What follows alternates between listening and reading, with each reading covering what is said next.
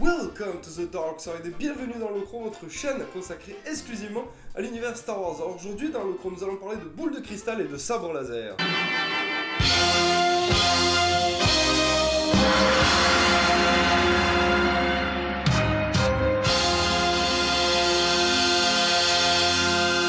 Et on va commencer de suite avec Dragon Ball. Publié au Japon de 84 à 95 par le Wiki Shonen Jump, on y suit les histoires de Sangoku, l'enfant à la queue de singe. Dragon Ball, épisode 44.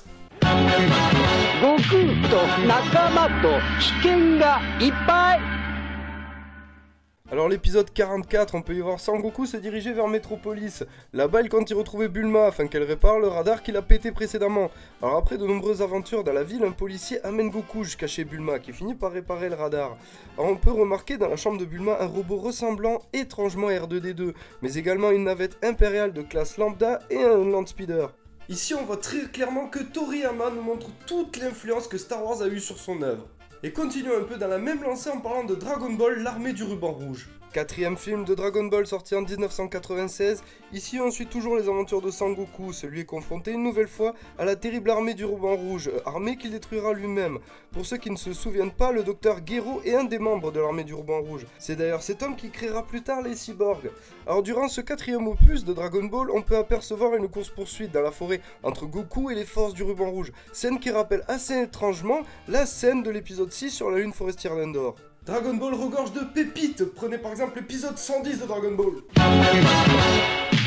Ganbare Son Goku. Dragon Ball épisode 110 est un épisode phare de Dragon Ball. Jusqu'à là, les combats n'avaient qu'un enjeu sportif au final. Et avec l'épisode 110, les choses changent, le combat devient mortel. Alors on peut prendre par exemple le combat entre Goku et Satan Petit Cœur.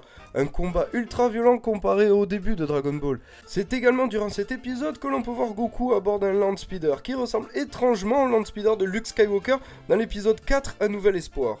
La tour de Karine, parlons-en, tiens, cette tour est un lieu culte de Dragon Ball, en effet elle représente l'un des plus gros défis de Goku durant son enfance. La tour de Karine ou encore la demeure du Très-Haut sont toutes les deux inspirées de Bespin, la cité des nuages, cité que l'on aperçoit dans l'épisode 5, l'Empire contre-attaque.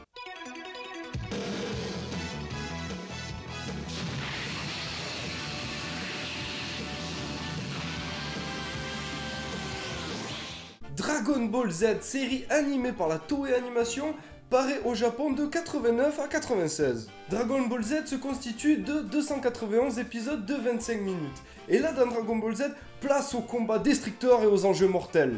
On commence avec l'épisode 42 de Dragon Ball Z, un épisode qui marque le retour du puissant Vegeta. Premier arc de Dragon Ball Z, l'arc Saiyan tranche complètement avec Dragon Ball. Les combats s'enchaînent et le côté mortel est de plus en plus présent. On le voit rapidement avec le sacrifice de Goku face à Raditz. Suite à la défaite de Nappa, Goku affronte Vegeta, un combat qui laisse les deux belligérants au seuil de la mort. Vegeta n'en réchappe que parce que Goku dissuade Krillin de ne pas le tuer. L'épisode 42 nous montre alors le prince des Saiyans se régénérant dans ce qui ressemble à une cuve à Bacta. Cuve qui renvoie à une scène culte de l'Empire contre-attaque. Continuons avec le personnage de Trunks du futur, qui est lui aussi inspiré de Luke Skywalker. En effet, fils de Vegeta, celui-ci est le dernier espoir de la Terre au début de l'arc Cell. C'est également Trunks du futur qui va prévenir les Z-Warriors de l'arrivée des cyborgs, qui seront au final C19, C20, C18, C17 et bien sûr C16. De plus, la navette de Trunks s'appelle Hope. Alors en fait, c'est juste un petit clin d'œil à Star Wars épisode 1. Trunks est également muni d'une épée qui rappelle bizarrement les Chevaliers Jedi. Et on peut continuer à l'arc de Boo, où ici Toriyama a carrément pété les plombs en nous créant un personnage tout droit sorti de l'univers Star Wars. Alors que nos héros tentent de stopper Babidi qui a pour projet de réanimer Majin Buu, Yakon s'interpose et se bat avec Goku. Yakon a le pouvoir d'absorber la lumière, une compétence que Goku mettra à profit en lui envoyant un énorme Kikoa en pleine face. Alors Yakon, grand, laid et puissant, est la version Dragon Ball d'une créature de l'univers Star Wars, le Rancor, monstre surpuissant que combat Luke dans le palais de Jabba lors de l'épisode 6, le retour du Jedi. Toriyama et la Toei vont pousser même le bouchon encore plus loin avec Dragon Ball GT. D'accord, GT c'était quand même un peu de la merde. On se souvient tous de cette scène à l'Empire contre-attaque, le moment où Han Solo est enfermé dans la carbonite, moment chargé d'émotion car Leia déclare son amour pour Solo. Dragon Ball GT reprend le même concept avec l'épisode 19, où Goku et Trunks dans leur quête des Dragon Ball finissent par être enfermés dans un alliage ressemblant à la carbonite. Ouais, je sais. Tu l'avais pas vu venir celle-là. Dragon Ball GT épisode 17 reprend la scène du compacteur à ordures. Dans l'épisode 4, Un Nouvel Espoir, on peut voir Anne, Luke, Leia et Chewbacca frôler la mort dans le compacteur à ordures de l'étoile noire.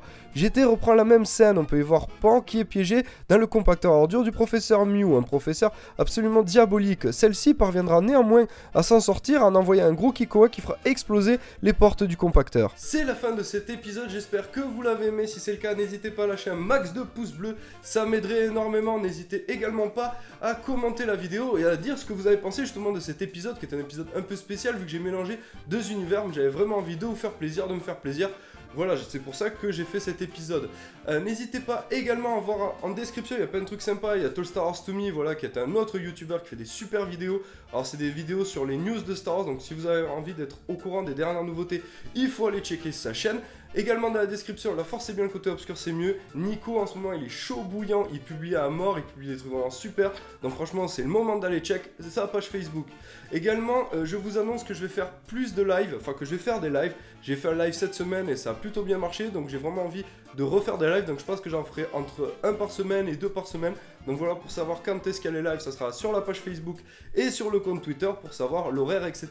Et j'espère que ça vous fera vraiment plaisir et que vous serez au rendez-vous. On va débattre de Star Wars, de sujets divers et variés. Également, j'avais autre chose à vous dire. Le prochain épisode d'Holocron sera un épisode que vous m'avez énormément demandé. Donc voilà, donc dans les commentaires, essayez de deviner, ça pourrait être super drôle. Vous m'avez vraiment énormément demandé ce sujet. Donc franchement, je pense que vous allez trouver ce que c'est. Donc moi, je vous dis à très vite les amis, et que la force soit avec vous.